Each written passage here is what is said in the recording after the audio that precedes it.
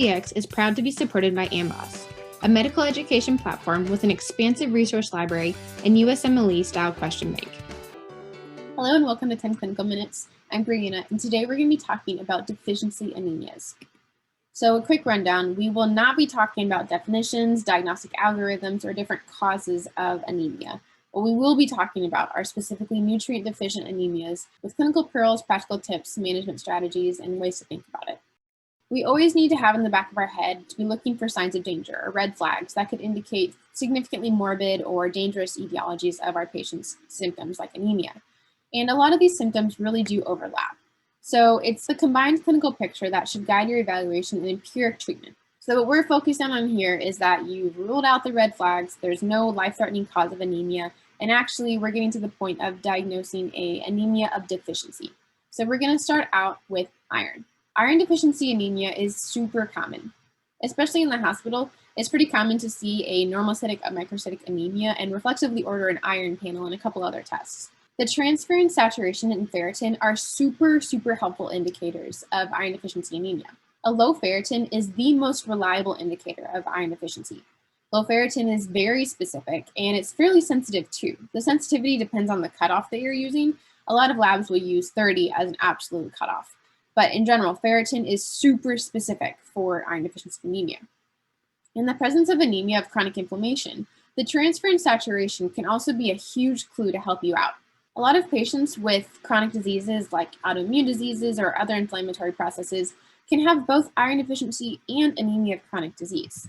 So just because their ferritin is above 30 doesn't mean that they don't have iron deficiency.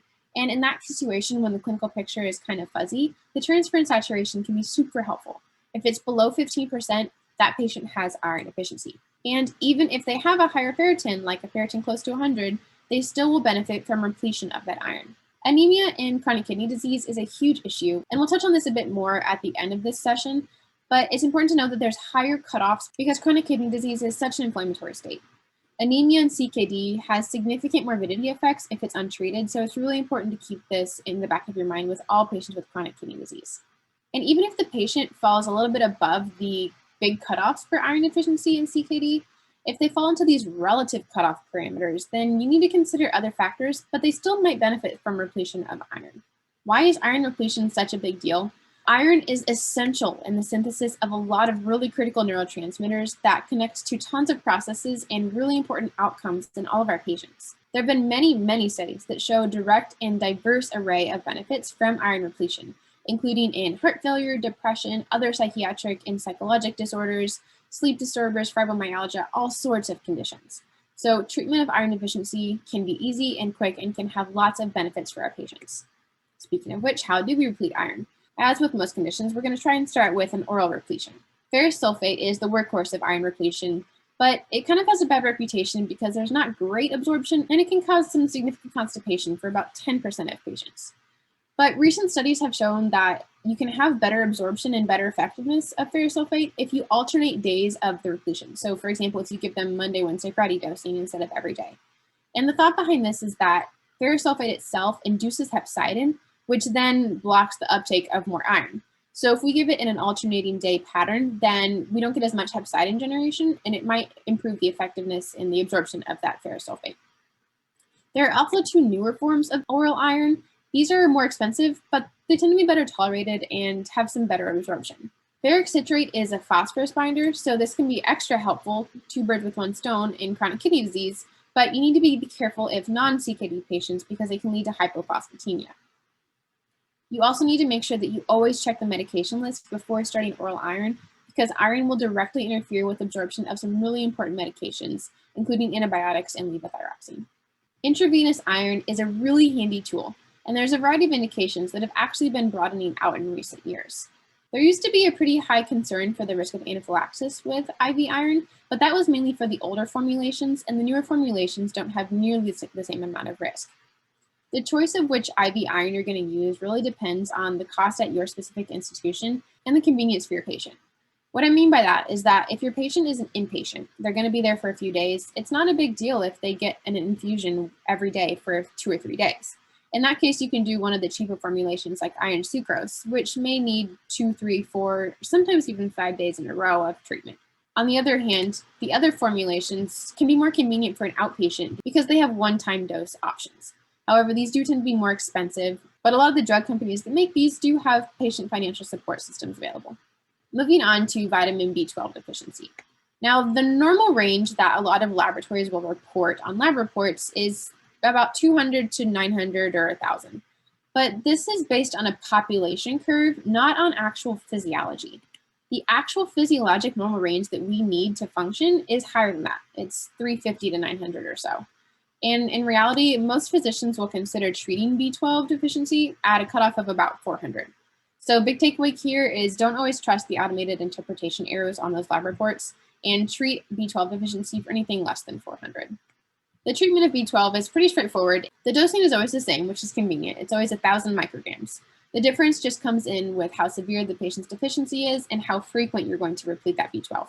So if they have moderate to severe deficiency, you're going to start with a daily intramuscular injection for a week for 7 days. Then you'll move on to the next step. Or if they have mild or moderate, then you can just start at the second step of having an intramuscular injection every week, once a week for 4 to 8 weeks. And then for long-term management or for primary treatment of just a mild deficiency, you can start out with just intramuscular injections once every 1 or 2 months. But there's also another option here that you can do sublingual B12 repletion every day, and it has the same effectiveness as the monthly intramuscular injections. The choice between the every 1 or 2 month injection versus the everyday sublingual really just depends on what's better for your patient. If your patient is someone who just wants to get it over and done with once every 1 or 2 months, then maybe the injection is a better option for them. But keep in mind that even though the medication itself is pretty cheap, they might have extra charges from injection or from just an office visit. On the other hand, sublingual B12 is over the counter, and it tends to range anywhere from $5 to $15 for a 3-month supply at just any general drugstore. Next, we'll move on to folate deficiency.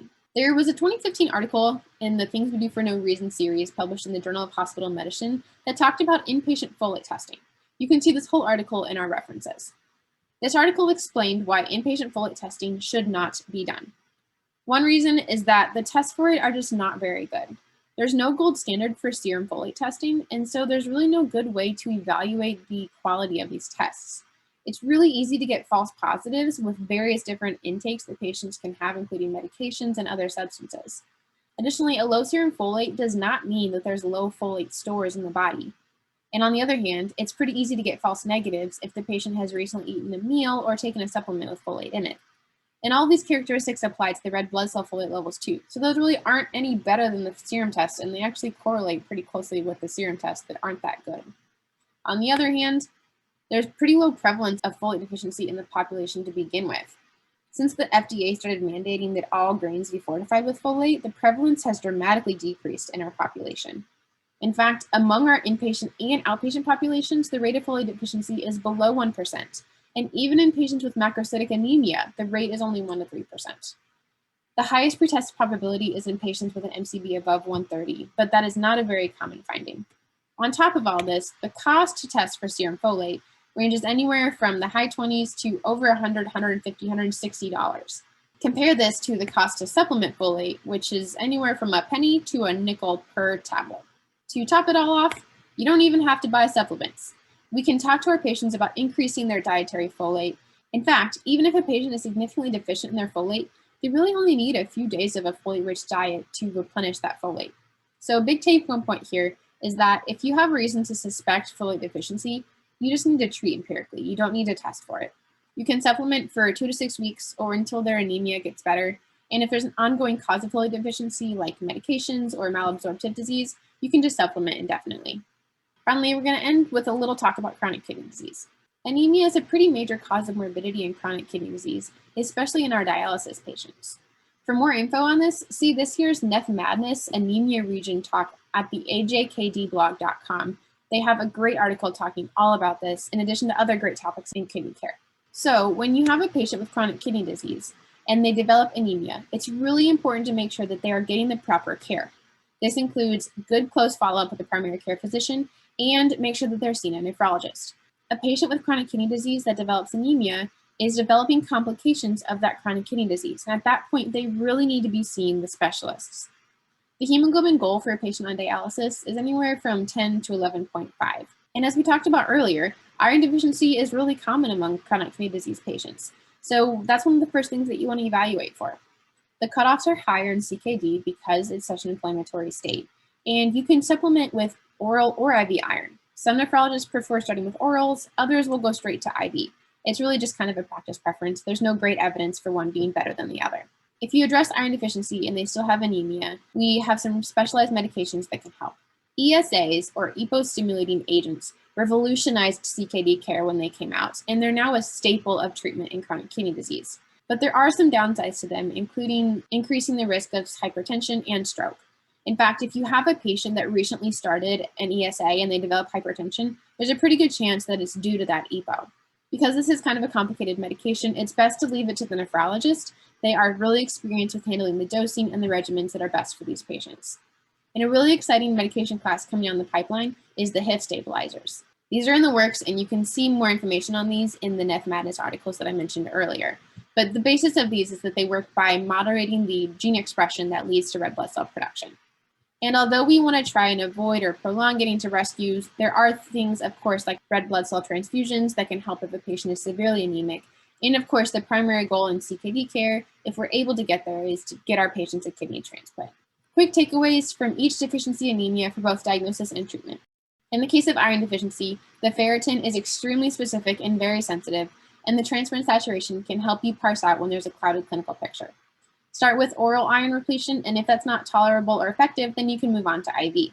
For B12 deficiency, watch out and don't be deceived by the quote-unquote normal arrows in the lab report, and know that you want to treat for anything less than 400. The dosing for repletion is typically always 1,000 micrograms, and it's intramuscular to start, and then you can move on to intramuscular or sublingual chronically at decreasing time intervals. If you suspect folate deficiency, you don't need to test for it. Based on your clinical suspicion, you can just empirically treat for it. It's cheap and easy, and you can do it either with supplements or with dietary counseling. Finally, in chronic kidney disease, our hemoglobin goal is 10 to 11.5 for dialysis patients. And remember that there's higher iron cutoffs for iron deficiency anemia because of the inflammatory state in CKD. If your patient with CKD develops anemia, it's really important to get nephrology on board. And there's all sorts of different tools in our toolbox to treat them, including iron repletion, erythropoietin-stimulating agents, and red blood cell transfusions, with some exciting developments coming down the line. Thank you so much for joining us on 10 Clinical Minutes. If you found this video helpful, please like and subscribe. It really does help out the channel. You can contact us or send us feedback at info@decodingdx.com. Thanks so much, and we'll see you next time.